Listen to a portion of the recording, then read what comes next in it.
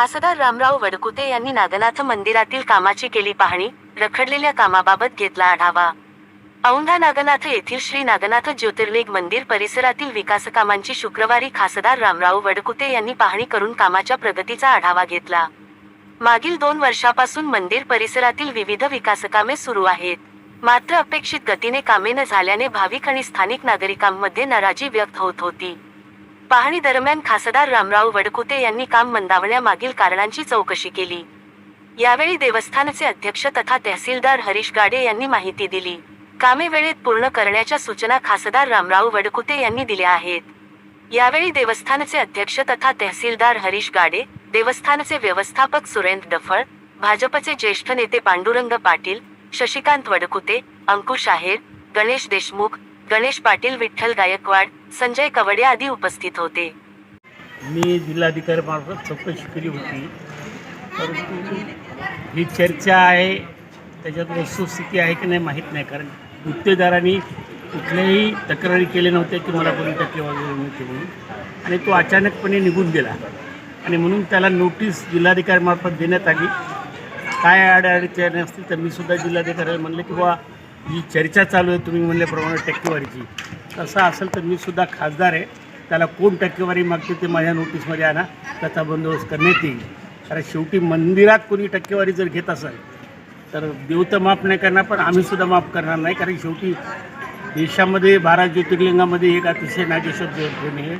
मागच्या महिन्यात मुद्दामून मी ज्या लोकांमध्ये संभ्रम आहे की नागेश 8व्या नंबरचं ज्योतिर्लिंग कोणतं आहे, तर ते पाहिल्यानंतर मी ठामपणे सांगतो की औंढा नागनाथचं नागेश्वर ज्योतिर्लिंगच हे ज्योतिर्लिंग आहे, कारण पूर्णपणे गुलशन कुमार तिथं कृत्रिम बनवलेलं ते देवस्थान आहे। तिथं कुठल्याही जुन्या वस्तू कुठंच नाहीत, जुनी वास्तू नाही, जुनी पद्धत नाही, काम पद्धत, पूजेची जी पद्धत आहे ती सुद्धा वेगळ्या प्रकारची आहे।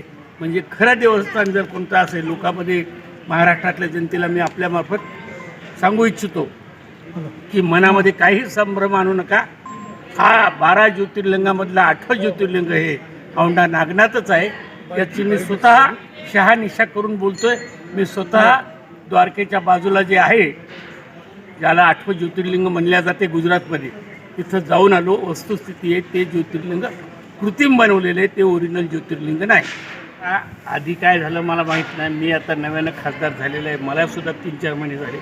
मला ज्यावेळेस कळालं त्यावेळेस मी जिल्हाधिकाऱ्याबरोबर याबद्दल चर्चा केली, आणि आत्तासुद्धा जे कोणी गुत्तेदारावरती मी कधी चर्चा करत नाही, पण जे पुरातन खात्याचे अधिकारी आहेत त्यांच्याकडे मी चौकशी केली। मी त्यांना स्पष्ट सांगितलं की माझ्यावर ही जबाबदारी फिक्स केल्या जाईल।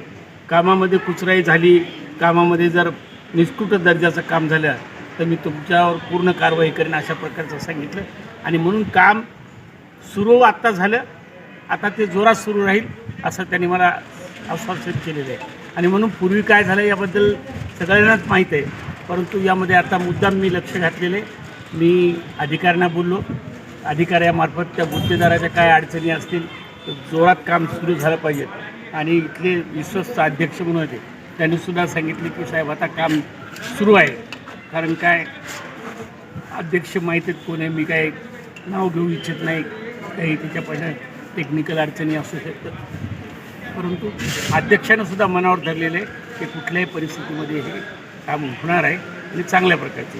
पण ती जबाबदारी फिक्स करू, जर गळालं मंदिर तसं तर त्यावर आपण जबाबदारी फिक्स करू, जी काय कारवाई करता येईल नियमाप्रमाणे ती करू। आता जी गोष्ट होऊन गेली त्याला तर नाही करायचं, पुढं काय करायचं हा निर्णय आपण घेऊ। ठीक आहे।